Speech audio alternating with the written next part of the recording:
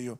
Hoy estamos, familia, ya en la quinta semana de esta serie que hemos titulado Espejito, Espejito. Diga conmigo, espejito, espejito. Espejito, espejito. Ha sido un tema que realmente nos ha bendecido a muchísimos. Ha sido un tema que ha transformado nuestras vidas. Estamos hablando del tema relevante en nuestro tiempo, en relaciones, en comunidad. Es un tema que tiene que ver mucho con el comportamiento. El mundo secular le llama un comportamiento o personalidad desordenada, pero a la luz de la palabra, a través de estas 4 semanas que ya pasaron, vimos que esto es mucho más que una personalidad desorientada. Esto es un espíritu inmundo que está influenciando nuestro comportamiento, nuestras decisiones, nuestras actitudes, y a Dios no le agrada. Estuvimos viendo ya 4 semanas, vimos desenmascarando a Narciso y vimos todas las tendencias de lo que es el narcisismo. Vimos lo que es me estoy volviendo loca y hablamos de la táctica del gaslighting y cómo muchas de las veces nosotros como hijos de Dios utilizamos el gaslighting para seguir encubriendo nuestra maldad. Pero escrito está que el que encubre su pecado no prosperará. La tercera semana hablamos de los monos voladores y yo creo que ya hoy en día te identificas y dices, híjole, yo no quiero ser ningún mono volador, mucho menos un gato volador. Vámonos afuera los monos voladores, ¿sí? Y vimos el tema que titulé ¿Qué mono tan mono? La semana pasada vimos un cuento encantador y hablábamos acerca de cómo a veces nos convertimos en las personas que estamos supliendo la necesidad del narcisista. Estamos hablando del tema del narcisismo a través de este tema que hemos titulado esta serie Espejito, Espejito. Si alguien se perdió todas esas semanas, ve y búsquelo en nuestra página, en nuestro canal de YouTube. Ahí están ya las prédicas listas para que puedas escucharlas y puedas edificarte. El método o la meta de esta serie no es para darte herramientas que puedas diagnosticar personas y salir de aquí diciendo, ya ves, amor, eres un narcisista y necesitas que cambiar mi vida. No, esto no es para eso. Esto es para que tú te puedas autoanalizar y puedas considerar tu propia vida y puedas ver si hay tendencias que están afectando tu vida, tus relaciones, pero más que nada que está afectando tu relación con Dios. Porque si Dios no toleró con Lucifer el narcisismo, no lo toleró con Adán y Eva, no lo tolera en las Sagradas Escrituras con Jezabel, no lo toleró con Acab, no lo va a tolerar con nosotros. Absalón fue un narcisista también que Dios no toleró ese comportamiento porque es luciférico, es demoníaco y a Dios no le agrada esto. Entonces tú y yo tenemos que estar conscientes de esto, estar alertas con esto y realmente identificarlo para poder deshacernos de esto. Dile al que está a tu lado, destrúyelo antes que te destruya a ti. Dígale, dile, destroy it before it destroys you. Come on, destroy it before it destroys you, because that's the purpose of it, to kill, steal and destroy. Vamos a lo que es el versículo clave de esta serie que hemos estado utilizando en segunda de Timoteo, capítulo 3, verso 1 al 5, donde Pablo el apóstol le está escribiendo a uno de sus discípulos llamado Timoteo y le está hablando acerca de este tema. Aunque la palabra narcisista no aparece en las escrituras, como no aparece la palabra Android y nunca aparecerá. I had to get it out. No aparece la palabra celular, no aparece la palabra internet, diccionario, no aparece la palabra púlpito. Son palabras que se fueron inventando en la trayectoria de la vida. Así la palabra narcisista. Pero aunque la palabra narcisista o narcisismo no aparece en las escrituras, la conducta sí aparece. Sí aparece el comportamiento, de tal manera que Dios lo hace notorio y lo descarta. Dios está diciendo, eso yo no lo puedo tolerar. Como hijos de Dios, como seguidores de Cristo, eso es algo, familia, que tenemos que estar bien conscientes, analizar y decir, híjole, yo necesito que trabajar en esta área. ¿Cuántos en estas 4 semanas Dios te ha ayudado a identificar áreas en las que tienes que trabajar? Levanta la mano. Los demás así como que no, yo narcisista. Sí. Si Dios te ha hablado, te felicito. Dijo Pablo esto a Timoteo. Dice, también debes saber esto. Dile que está a tu lado, debes saber esto. Debes saber esto. ¿Qué es lo que debes saber? Que en los postreros días vendrán tiempos peligrosos. Y no está hablando de la guerra de Israel contra Hamás. No, está hablando, dice, de tiempos peligrosos, porque habrá hombres amadores de sí mismo. Habrá narcisismo en la iglesia. No estamos hablando fuera de la iglesia, estamos hablando dentro del cuerpo de Cristo. Habrá cristianos amadores de sí mismos, avaros, vanagloriosos, soberbios, blasfemos, desobedientes a los padres, sin afecto natural. Sin afecto, no habrá un sentimiento, un afecto natural. Implacables, calumniadores, intemperantes, crueles. Bueno, la lista sigue. Luego dice, amadores de los deleites más que de Dios, que tendrán apariencia. Por eso tienes que tener mucho cuidado, porque el narcisismo se camuflajea. Es un demonio camaleón, si lo puedo decir de esta manera. Es un demonio, es un espíritu que se camuflajea y tiene la tendencia de esconderse con una personalidad, con una apariencia. Te puede engañar en la forma de decir, es que es bien buena persona, es que es bien humilde, mira, nos sirve, nos hizo carne asada en su mansión y nos enseñó todos sus... El encanto, el cuento encantador para dejar de... Y ahí andas detrás de tal, dañando a personas. El narcisismo tiene la tendencia de seguir afectando y hiriendo a sus personas. El narcisista tiene una meta de herir a las personas simplemente porque se siente desafiado por la persona.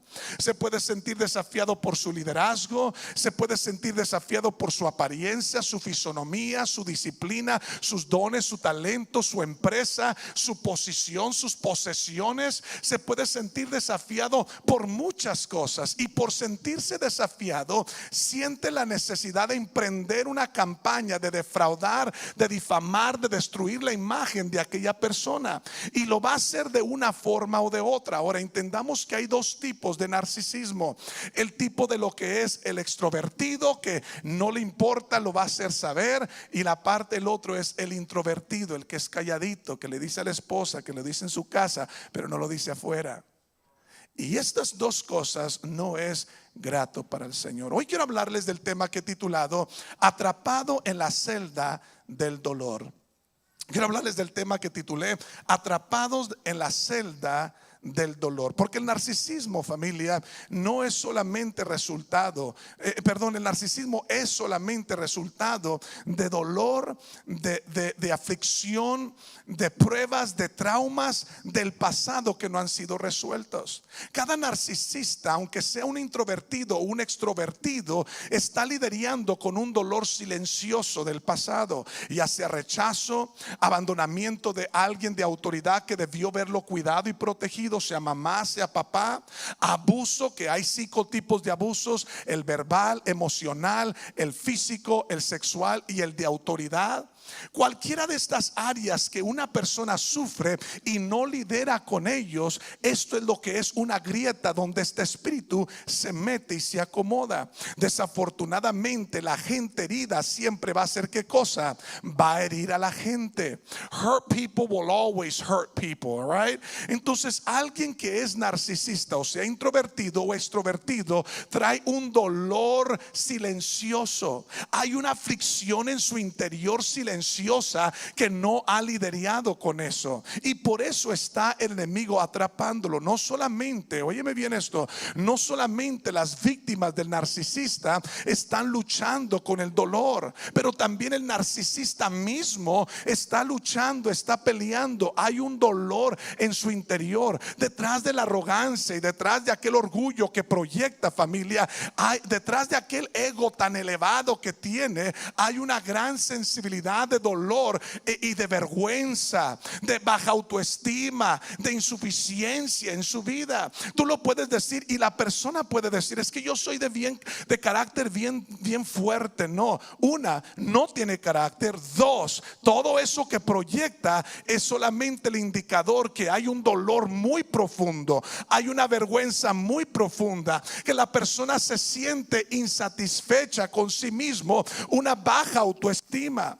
Nosotros tenemos que entender que lo que provoca causa en nuestro cerebrito, que dispara la ansiedad, que dispara la depresión, es cuando tus comportamientos no son coherentes con tus creencias. Si tú dices yo soy hijo de Dios y Dios me ha sanado y Dios, pero tu comportamiento es otro, tu mente dice, a ver, me estás volviendo loco, ¿por qué haces esto si dices que crees esto? Y estás matando tus neuronas mentales actuando de esa manera. Estás haciendo lo mismo que hace un marihuano, matando tus células de tu cerebro cuando dices que crees una cosa pero haces lo opuesto.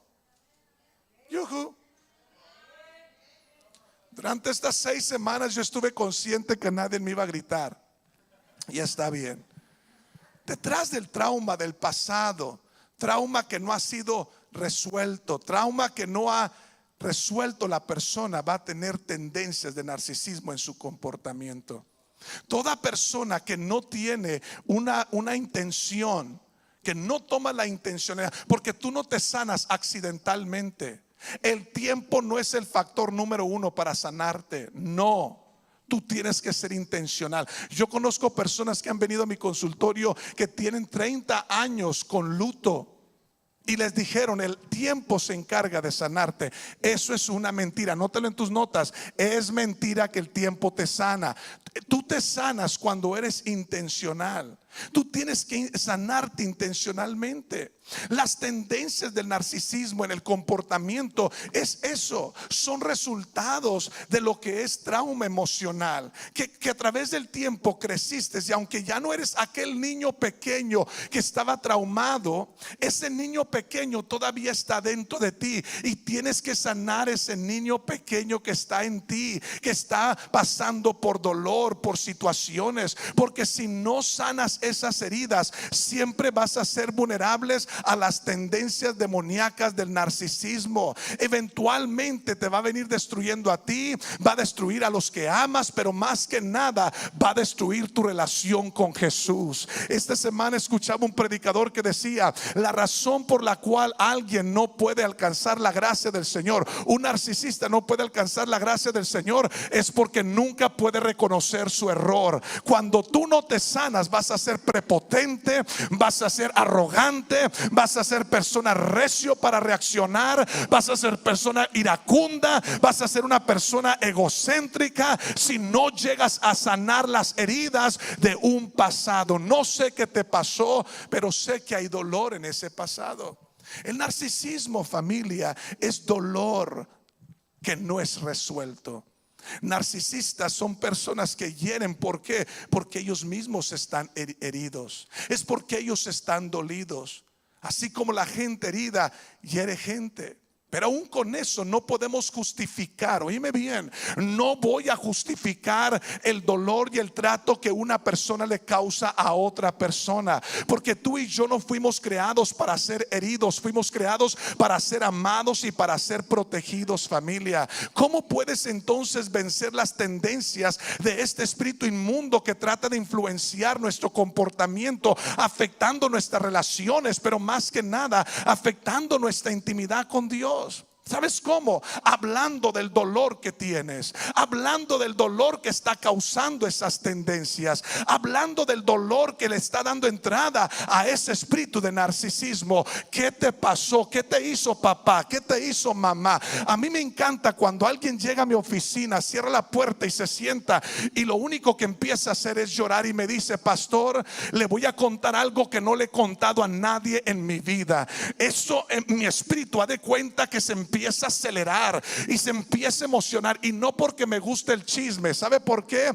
Porque tengo delante de mi vida, delante de mi escritorio, a una persona que está a punto de ser libre y alcanzar su potencial en su más alto nivel, porque aquel que abre su corazón alcanza una sanidad genuina.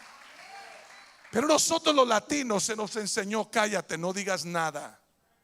Muchos de los que están aquí fueron violados, fueron tocados, abusados sexualmente, y tu mamá te dijo: cállate, no vayas a decir nada. Es tu culpa porque tú lo provocaste.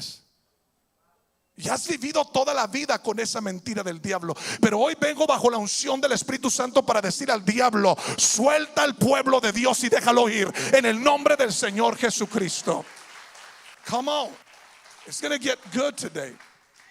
Va a estar un poco difícil hoy este día porque vamos a tener que confrontar este dolor. Así que vamos a hablar del dolor. Vamos a hablar de este dolor. Hay 7 dolores que causan dificultades: el ver sido engañado y traicionado, el ver sido culpado, el descubrir que la relación no fue real, el darte cuenta que esa persona te devaluó, el no darte empatía, el no ser suficientemente bueno para esa persona, el tener a alguien que tú apreciabas y que no te fue fiel. Este dolor, familia, es una experiencia que causa realmente aflicción en tu vida, pero luego tú te conviertes en un narcisista y ni cuenta te diste. Después de experimentar el abuso de un narcisista, muchas víctimas batallan para poder sentirse valiosos, con autoestima, poder creer en sí mismos, creer que se merecen algo mejor. Batallan para poder creer que pueden alcanzar algo. Empiezan como que a sentir que su poder está limitado y no pueden alcanzar éxito en la vida. Ya no te vas a volver a casar, ya no puedes volver a realizar tu vida, nunca vas a levantar cabeza. Te convertiste en un drogadicto, un alcohólico, porque papá dijo: eres igual que tu tío, eres igual que tu tía, eres esto, eres aquello, no sirves para nada, quítate, siempre destruyes todo, eres un sirve para nada. Y aquello fracturó tu alma de tal manera que lo que sucede ahora es que estás ahora atrapado. ¿Y qué pasa aquí? Tenemos que empezar, para poder sanarnos, tenemos que empezar entendiendo que tú y yo somos seres tridimensionales. Tú y yo somos seres tridimensionales. ¿Qué quiero decir con eso? We're tridimensional beings. And what does that mean? Quiere decir que somos espíritu, alma y cuerpo. Tú y yo no somos un cuerpo con un espíritu. Entiende esto, por favor, anótalo. Tú y yo no somos un espíritu, no somos un cuerpo con un espíritu. Tú y yo somos un espíritu con un cuerpo. Esta reunión no es una reunión de seres humanos. Esta reunión es una reunión de espíritus. Hay más de 300 espíritus en esta casa que están sentados en esta audiencia, que tienen un cuerpo, que poseen un alma. Y tenemos que empezar ahí. ¿Por qué? Porque no soy un cuerpo, soy un espíritu. Porque si creo que solo soy un cuerpo, puedo arreglar todo esto y lo que veo aquí se ve muy bien. Y puedo salir pensando que puedo engañar a todo ser humano, porque lo que acabo de ver en ese espejo me agrada a mí. Pero lo que tú y yo no sabemos de Juana es lo que está haciendo que Juana reaccione como reacciona. ¿Estás acá, familia? Lo que tú no sabes de mí es lo que no se ve aquí, es lo que yo realmente estoy dolido. Lo que me duele es aquello que me trastorna, es aquello que Satanás usa para poder esclavizarme. Entonces, ¿qué tenemos que entender? Tenemos que entender que nosotros somos seres espirituales, no tangibles. ¿Por qué digo esto? Pablo habla acerca de una batalla que hay acerca de este ser espiritual, y nos dice en 2 de Corintios 10, 3 y 4: pues aunque andamos en la carne, no militamos según la carne, porque las armas de nuestra guerra, de nuestra lucha, de nuestra milicia, no son ¿qué cosa? No son carnales, sino que son ¿qué? Diga conmigo: poderosas. Son poderosas en Dios para la destrucción de fortalezas. ¿Qué es esto? Dice que tenemos acceso a unas armas que son poderosas, que no son de este mundo, que son del reino de los cielos. Estas fuerzas y este poder que nosotros tenemos es para destruir fortalezas. ¿Qué es una fortaleza? Apunta esto, por favor. En el griego, la palabra fortaleza es una prisión causada por decepción. What's a fortress? It's a prison caused by deception. Es una prisión causada por decepción. Cuando tú tienes una fortaleza en tu vida, ¿qué es? Es una prisión. Es una prisión fortificada en la que te encuentras. Eres un prisionero encerrado por la decepción. Eres un prisionero que estás creyendo a las mentiras, que estás creyendo al engaño. Eres un prisionero que caíste en una celda y estás siendo atormentado por el dolor que alguien te causó. Estás encarcelado, en cautiverio, estás emprisionado y hay dolor que tú no has resuelto. El diablo te tiene encarcelado en dolor, donde no te deja ir, no te deja crecer y te hace vulnerable a las tendencias narcisísticas, tendencia y capacidad, limitando tu capacidad, limitando tus habilidades, limitando tu visión, limitando tus finanzas, destruyendo tu matrimonio, destruyendo a tus hijos. No lo está haciendo el diablo, lo está haciendo tú con tus propias manos. No dice el diablo destruye la casa de la mujer necia. No dice eso. Dice la mujer necia destruye su casa con sus propias manos. ¿Qué hace el diablo? Solo logra fracturarte para luego atraparte. Te tiene que fracturar el alma para luego atraparte y así encarcelarte y meterte en un cautiverio donde está continuamente avivando aquel dolor del pasado no resuelto. No importa que tengas ya 40 años. Lo que te hicieron cuando eras una niña, lo que te hicieron cuando eras un niño, son dolor que te tiene atrapado en una celda, que te hace vulnerable a las tendencias narcisistas. Cautiverio, familia, eso es lo que se llama. Y cautiverio ha sido el número uno, el factor número uno. Oíme bien esto. Cautiverio ha sido el factor número uno de Dios cuando se trata de la humanidad. Ha sido el factor número uno que Dios ha tratado. El cautiverio ha sido el problema más grande que Dios ha tenido con la humanidad. El cautiverio. ¿Qué es el cautiverio? Un ejemplo: Moisés saca a Israel del cautiverio de Egipto, pero cuando van por el desierto, físicamente ellos ya no están en Egipto, pero emocionalmente ellos siguen en Egipto. Tú ya te saliste de una relación narcisista, pero tu alma sigue todavía allá. Ya te saliste de una iglesia donde el pastor era narcisista, pero tu alma todavía sigue allá. Porque eso es lo que se llama un cautiverio, donde tu alma está cautiva en el dolor. Y aunque ya no estás cautivo físicamente, lo estás en cuanto a tu alma. No estás en un calabozo, pero sin embargo tampoco estás libre. No estás en un calabozo, pero tampoco sientes que estás alcanzando tus sueños. Sientes que tu dinero no te rinde. Sientes que no eres feliz en tu matrimonio. ¿Cómo deseas tener ya 18 años para irte de la casa porque ya no quieres estar con mamá y papá? ¿Cómo quisieras irse del Río? Porque aquí en Del Río toda la gente es. El problema es que aunque físicamente no estás en una cárcel, encarcelado, en un calabozo, almáticamente algo te pasó y te tiene esclavizado. Déjame explicarte un poquito esto. Satanás gobierna a través de lo que llamamos una ciudad. La ciudad en la cual Satanás gobierna es la ciudad de Babilonia, que significa confusión. Es por decir, es la matriz de donde Satanás gobierna. Por ejemplo, Dios gobierna también a través de una ciudad, le llama la Nueva Jerusalén. Y la Nueva Jerusalén es donde Dios gobierna a través del hombre. Pero Satanás también, como es imitador, él tiene una ciudad espiritual, le llama confusión.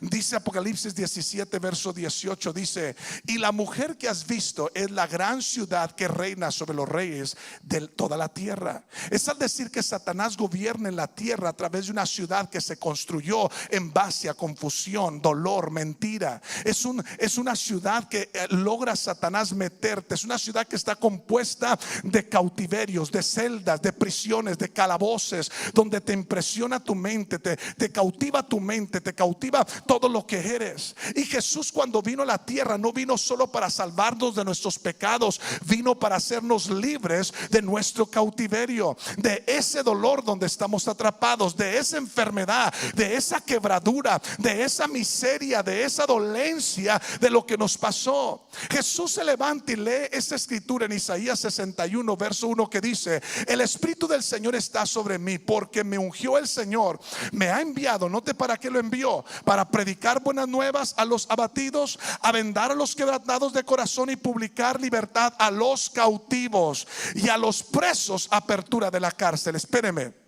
Jesús nunca anduvo por las cárceles. Él nunca le abrió la cárcel a un prisionero. Si un prisionero está en la cárcel físicamente, es porque debe de estar en esa cárcel. Vaya, cuando Juan el Bautista cayó en el calabozo, Jesús nunca fue a verlo al calabozo. ¿A qué se refiere esto? Esto no son prisiones físicas, estas son prisiones espirituales, prisiones donde Satanás tiene a millones de personas atrapados. Él quiere que seas salvo. Está bien, te deja que seas salvo, te dejas que sea perdonado, pero lo que Satanás no va a querer que hagas es que te sanes. Hay muchos cristianos salvos pero no sanos. Hay muchos cristianos que han confesado su pecado a Jesús y Jesús los ha perdonado, pero siguen atormentados con el dolor del pasado, siguen atormentados por el abuso del pasado, siguen atormentados por la traición del pasado. Y aunque eres sano y redimido, estás luchando con tendencias narcisistas, porque estás en un cautiverio,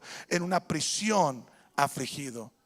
David decía esto en el Salmo 142: escucha mi clamor, porque estoy muy ¿qué?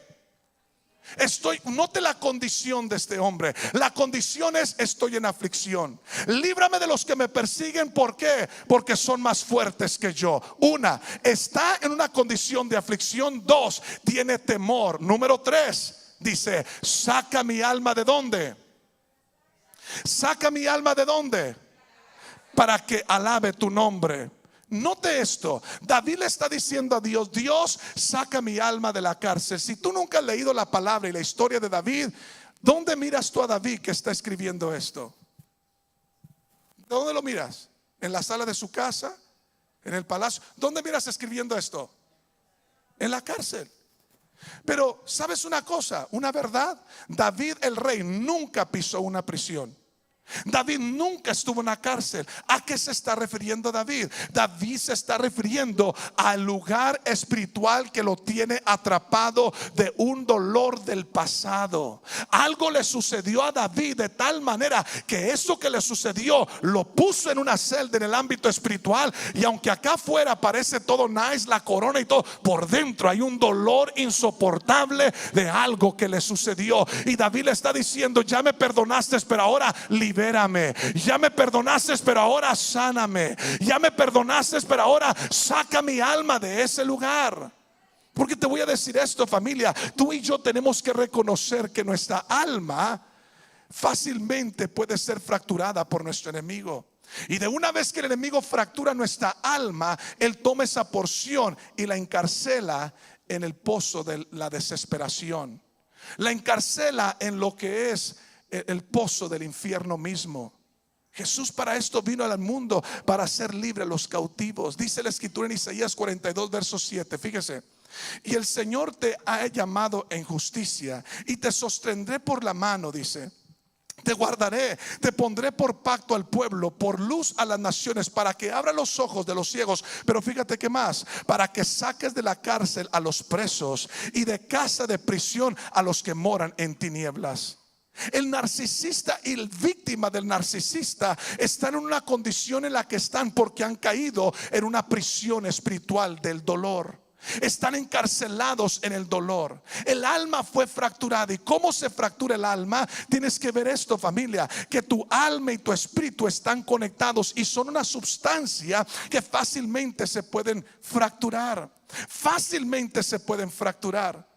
Mire, nuestro cuerpo físico contiene células, y en una célula existe lo que se le llama el ADN. Y si tuviéramos nosotros la tecnología, pudiéramos tomar el ADN que registra todo lo que es un ser humano y pudiéramos clonarte, hacer una persona idéntico como tú eres, por tu mismo ADN.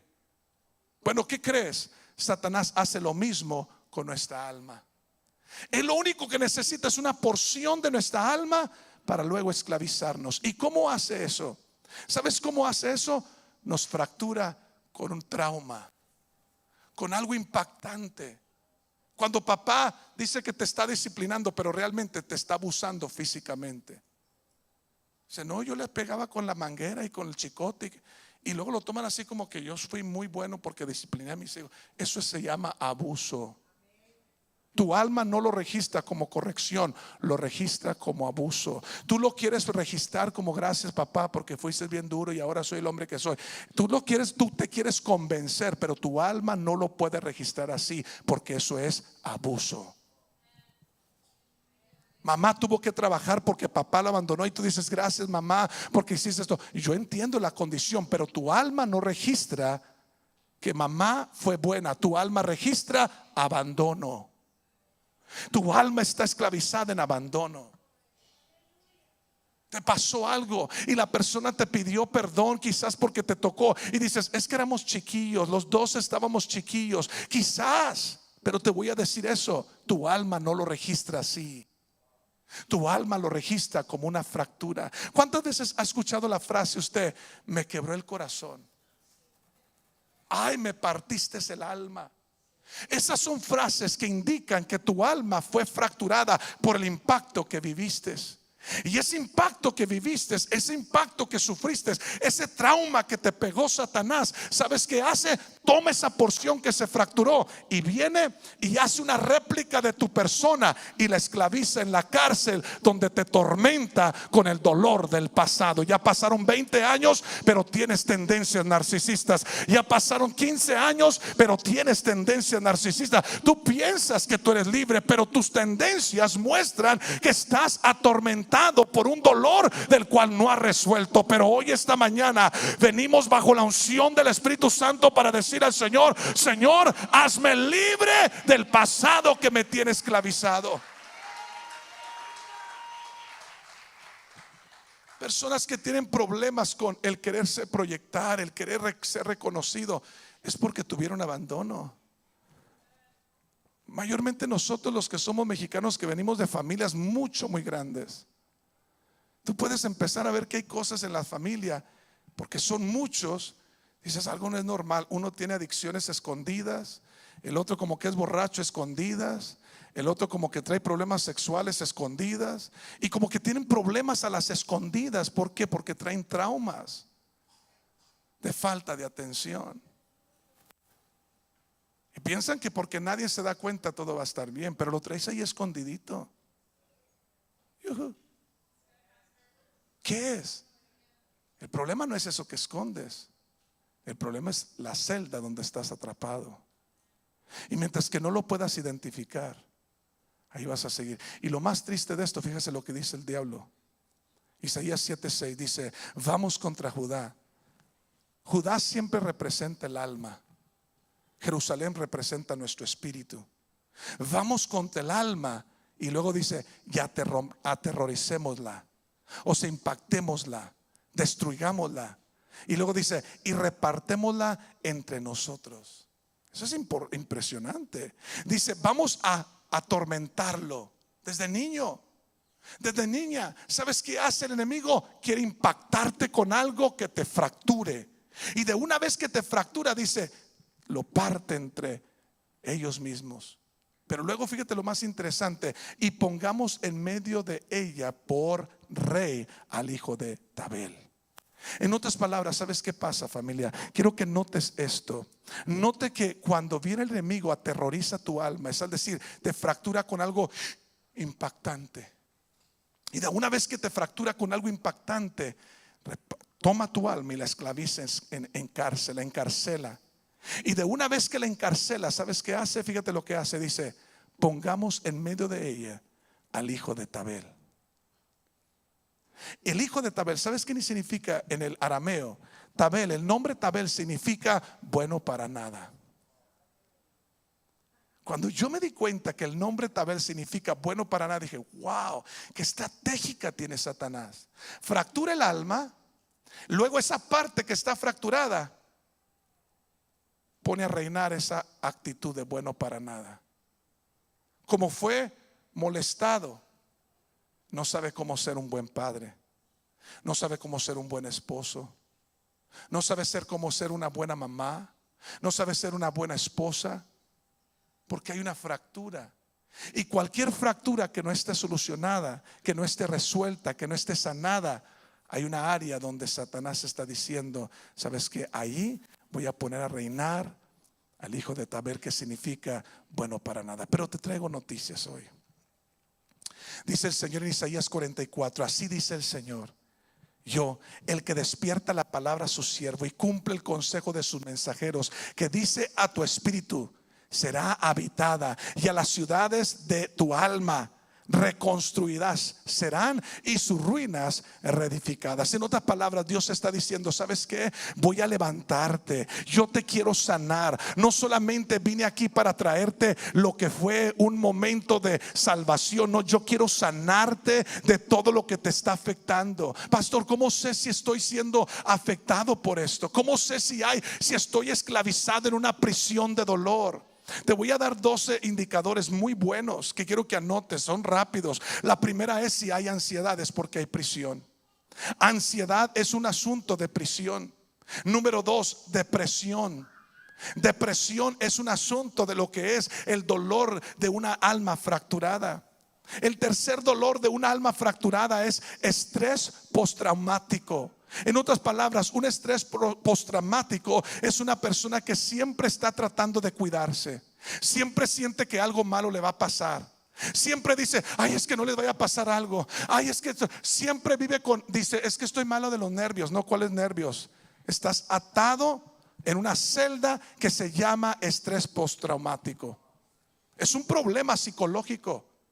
Personas que siempre están preocupadas que les va a pasar algo en la carretera, que les va a pasar algo si comen fuera, que les va a pasar si comen cierta comida, que les va a pasar algo si personas que están siempre traumadas con lo que es problemas de temor de que algo malo les vaya a pasar. Es un problema de estrés postraumático, y es porque vivieron un dolor, una fractura, un impacto en su vida. Número 4, pérdida de autoestima. Sienten que no son suficientes, sienten que no valen, batallan para reconocer sus personas, batallan para verse bien en sus vidas. Aunque le pongan y le quiten, tratan de verse cada vez mejor, caen en lo que es el afán de poder verse mucho más mejor. Número 6, falta de habilidad para perdonarse a sí mismo. Cuando estás en una celda del dolor, de la aflicción, ¿sabes que estás batallando? Estás batallando para sentirte digno, para creer que lo mereces, que mereces. Caes en la fractura de pensar: no, hombre, pues a lo mejor si me hubiera portado mejor, a lo mejor mi esposo hubiera cambiado, mi esposo hubiera cambiado. Por favor, despierta. Ese es un problema y indica que estás en la celda encerrado. Número 6, síntomas físicas. Síntomas físicas empiezan a afectarte, problemas con el estómago. Ese es un problema de acuerdo a la psicología. Si tienes problemas con tu estómago, es porque sufriste las pérdidas, sufriste dolores de un narcisista y tienes tu vida atrapada. Y lo más probable es que ahora tú vas a empezar a mostrar también tendencias de narcisismo.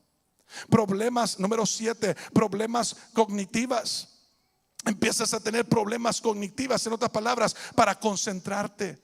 Batallas para concentrarte, no puedes concentrarte, no puedes enfocar tu vida. Estás escribiendo, te pones a orar, pero estás pensando si metiste la ropa o no.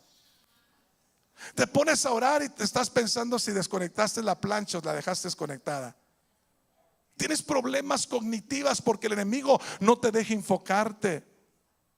La habilidad emocional, número 8. La habilidad emocional es al decir que te encuentras muy emocional, te encuentras, en momentos como que no puedes sentir la emoción, no puedes sentir la apatía, no puedes sentir ciertas emociones que debes de sentir. Como que de repente tienes cambios de emociones, de sentimientos. Número 9, te sientes atrapado en un ciclo. Sientes como que estás repitiendo los mismos tipos de relaciones, como que estás atraído al mismo tipo de personas que traiciona, que te engaña, que te miente, que te roba, que te abusa. Y dices: pues ¿qué me pasa a mí? Estás atrapado en una celda de cautiverio y te está el enemigo atormentando. Número 9, tienes problemas de confianza. Y aunque ya estás en una relación nueva, batallas como para poder pensar que esa persona está siendo fiel. Por eso batallas para tener amistades. Por eso vienes a la iglesia y no te has podido conectar, porque vienes de otra iglesia donde quizás allá hubo abuso y tienes problemas de confianza. Número 11, complaciente de la gente. Te encuentras en un momento donde dices: es que tengo que decirles, tienes que poner tus dos centavos en la conversación, de afirmar: ay, qué bonito, ay, qué problemas. Número 12, y con este se termina esto: hábitos destructivos. Vienes a caer en lo que es el alcoholismo, la drogadicción, la pornografía, cosas que tú sabes que te están destruyendo, pero la razón que lo sigues haciendo es porque tu alma dice que tú mereces destruirte. Y tú dices: que no puedo, pastor, dejar de tomar, no puedo dejar de fumar, no puedo de usar la droga, no puedo dejar de ver la pornografía, aunque sé que me está dañando. Es que tu alma te dice: dáñate porque te lo mereces. Esa es la forma en que Satanás logra meternos en una esclavitud y dejarnos allá atrapados. Pero Dios vino para hacernos libre, familia. Dios quiere bendecirte y prosperar tus relaciones, prosperar tu economía, prosperar tu empresa, prosperar todo lo que lleva tu nombre. Para esto tienes que decirle: Señor, como dijo el salmista, saca mi alma de la cárcel para que tema tu nombre. ¿Cómo sanamos de todo esto? ¿Cómo sanamos?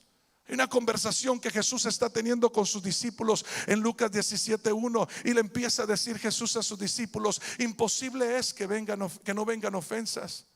Imposible es, les dice luego, cuando hay un hermano que ha pecado contra ti, ve y repréndele, y si se arrepiente, perdónale. Y luego sigue hablando Jesús en esta conversación y les dice: y si 7 veces al día peca contra ti, 7 veces al día, vuélvele a decirle: tú te perdono. Perdónale, perdónale. Tú quizás dirías: lo puedo perdonar una vez al desgraciado, pero ya 2, que lo perdone su abuela. Lo puedo perdonar una vez, pero ya 2 veces no me la hacen. Mira, los discípulos escucharon esto, Joey. ¿Sabes qué pasó? ¿Sabes qué le pidieron? Ismael, ¿sabes qué fue lo que le pidieron? Dice el verso, y me impresionó esto mucho, lo que ellos pidieron. Yo hubiera dicho: Señor, pues dame amor. Señor, no, pues dame misericordia. No, Señor, pues dame gracia. ¿Sabes qué pidieron en el verso? Creo que es el 5. El verso 5, sí. Los apóstoles le dijeron al Señor: Señor, pues si ese es el caso, entonces aumentanos la fe. Y yo le pregunté al Señor: ¿qué tiene que ver la fe con el perdón?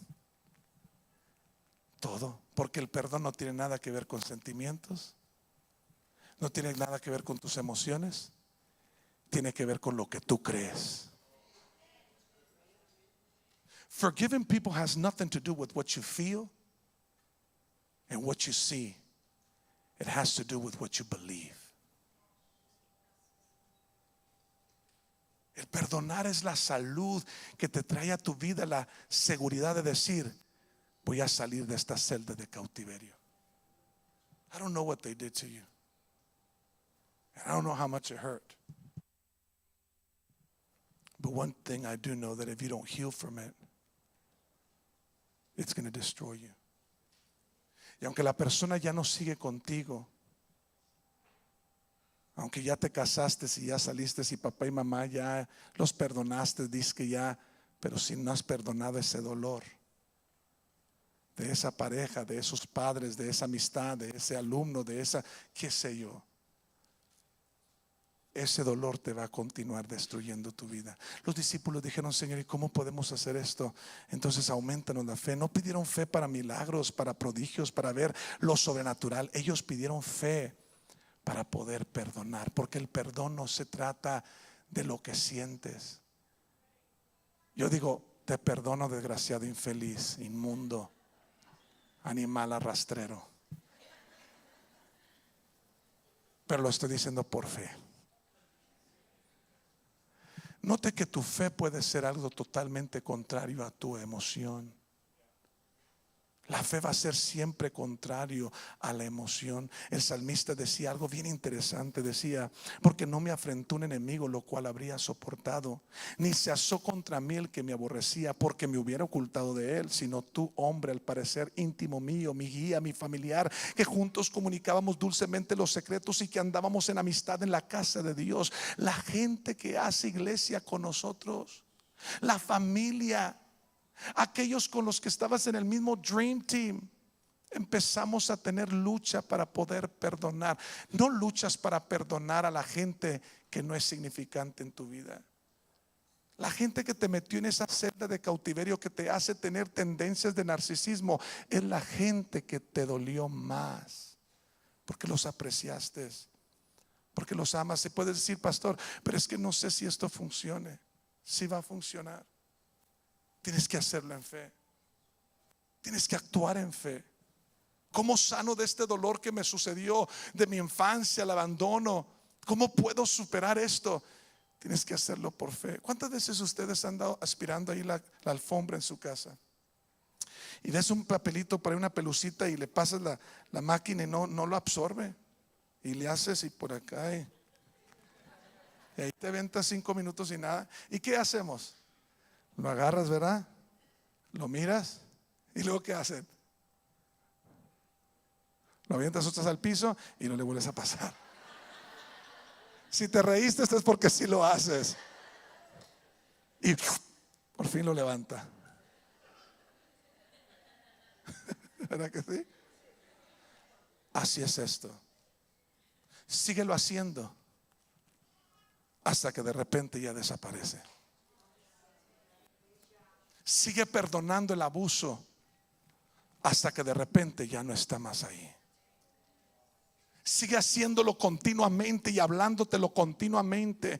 Hay ciertas formas en por qué las personas no pueden perdonar y por eso siguen en ese cautiverio. ¿Y sabes por qué siguen en ese cautiverio? Porque hay ciertas cosas que creen acerca del perdón. Y número uno, ¿sabes qué creen? Creen que perdonar no es, creen que es olvidar, pero perdonar no es olvidar.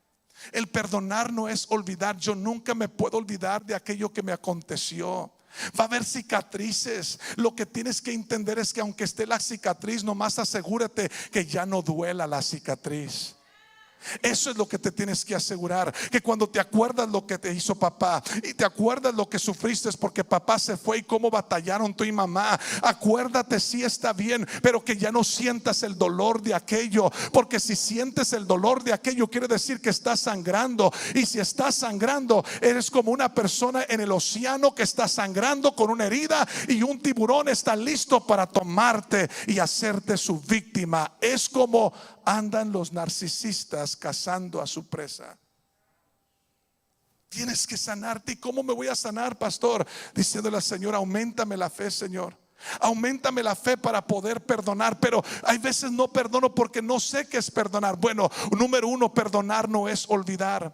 Perdonar no es olvidar lo que te aconteció. Perdonar no es estar aferrado y decir: es que se me olvide, bórralo de mi memoria, Señor. Eso no va a suceder porque tú no eres Dios. Dios es el único que dice: sepulté tus pecados en lo profundo de la mar para nunca más acordarme de ellos. Pero tú y yo no tenemos esa capacidad. Pero la capacidad que sí tenemos es que el perdón nos puede sanar de tal manera que cuando me acuerdo lo que me aconteció, ya no me duele como me dolía cuando me aconteció. Come on, somebody. Ya no me duele como cuando me aconteció, de tal manera que ahora puedo realmente gozar y ser feliz. Número dos, ¿qué más puedo? Porque lucho para perdonar. Uno, porque creo que perdonar es olvidar. Y número dos, porque creo que perdonar es equitativo. Pero perdonar no es equitativo. Perdonar no es equitativo. Es al decir, muchas de las veces personas pueden empezar a pensar: bueno, es que si perdono, entonces ya no van a sufrir lo que yo sufrí. Es que si perdono, ya no va a pasarle como yo quiero que les acontezca, porque yo quiero que les pegue una roña bien pesada en las ingles. Perdónenme, es que ¿estás acá conmigo? Y uno piensa, si perdono ya no les va a pasar lo que yo quiero que les pase. Es que realmente, familia, cuando tú realmente puedes aceptar que Jesús es en ti el que perdona, y que el perdón que Jesús te dio, te lo dio de tal manera que no te dio lo que tú te merecías. Tú y yo merecíamos mucho, pero no nos lo dio. ¿Y por qué queremos entonces que Dios sea como nosotros? Él no existe para ti, tú existes para Él. ¿Qué vamos a hacer entonces? Vamos a aceptar que el perdón no es olvidar. El perdón no es equitativo. ¿Qué es entonces el perdón? Número 3, el perdón es dar a otros lo que Dios nos dio a nosotros. Perdón es dar a otros lo que Dios nos dio a nosotros en Cristo Jesús. Perdón es ofrecerle a otros lo que a mí Dios me dio. Yo no sé si eres una persona perfecta que vienes a la iglesia como que a ti no se te perdonó nada, tú nomás vienes por gratitud. Chulo y bien peinado y Dios te ha bendecido. Pero algunos de nosotros venimos por la gratitud del perdón. Si tú supieras de qué me perdonó el Señor a mí. Y cuando yo me olvido de lo que Jesús me perdonó a mí, me olvido que tengo el poder para perdonar a otros también. Cuando tú estás batallando para perdonar, es porque estás batallando para recibir tú mismo el perdón. Porque así como yo hiero a las personas cuando estoy herido, así también puedo perdonar a las personas porque estoy perdonado. If you're struggling to forgive, it could be that you're struggling to receive forgiveness for your own. Just like hurt people, guess what? Forgiven people, forgive people. Dijo Juan, el amado, escribió esto y dijo que si nosotros pecamos y confesamos nuestros pecados, dice, Él es fiel. Diga conmigo, Él es fiel. Es al decir que lo hizo una vez, 2 veces, 3 veces, 4 veces, 5 veces. La palabra fiel es que lo hace cada vez. Él es fiel y justo. ¿Para qué? Ya se van bajando, a ver. Él es fiel y justo. ¿Para qué? Para perdonar nuestros pecados. Y tenemos que llegar a entender, familia, esta gran verdad: que el perdón no es olvidar, el perdón no es equitativo. El perdón, ¿sabes qué es? El perdón es dar a otros lo que hemos recibido de Cristo Jesús. Quiero que anotes este pensamiento y con esto termino. Perdón, el perdón no solo fluye hacia nosotros, el perdón también fluye a través de nosotros. El perdón de Dios no solamente fluye hacia Orlando, el perdón de Dios también fluye a través de Orlando. Y la única forma que tú puedes salir de ese pozo y de esa celda de cautiverio es que este día estés dispuesto a emprender la jornada de decir: suelto a mi abusador. Porque la prisión que te tiene esclavizada, esa celda donde estás encerrado, atormentado por el dolor del pasado, no tiene ni candado, no tiene ni cadena, y no hay ningún guardián que esté guardando la puerta. Está tan fácil para salirte de ahí, pero no has querido salir hasta que quieras ver en tu abusador el dolor que tú tuviste. Pero eso no es Dios. Y mientras que hagas y vivas de esa manera, Dios nunca puede tomar manos en el asunto. Dice Dios: porque tú lo quieres hacer, te voy a dejar que tú lo hagas. Pero cuando quieras que yo lo haga, déjame que yo pelee por ti y tú estás tranquilo. Porque Él es el justo juez, y Él dice que le hace justicia y derecho a todos los que padecen violencia. Este día la puerta no está trancada, no hay cadenas, no hay un guardián en la puerta. Lo único que tienes que hacer es abrir la puerta y estar dispuesto a salir de esa prisión del pasado, tomando un paso cada vez en el perdón. Es todo lo que tienes que hacer. No sé qué te hicieron, no sé cómo te trataron, no sé cómo tu alma registra ese dolor, pero lo que sí sé es que Jesús es capaz para sanarte y sacarte de esa celda. Yo quiero invitar que el equipo de oración y los ancianos pasen aquí al altar.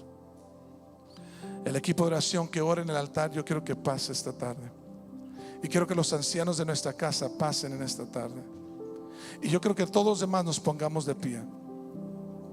Y quiero invitar que toda persona que este día siente que el Espíritu Santo te acaba de hablar, que estás en una celda de dolor y que el enemigo te está atormentando continuamente. Una triste realidad es esta, que no puedes cambiar el pasado.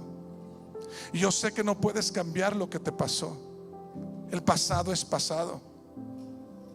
No puedes cambiar la situación que aconteció y no puedes cambiar cómo ocurrió aquello. Pero sí te quiero decir esto: aunque no puedes cambiar el pasado, sí puedes cambiar el futuro.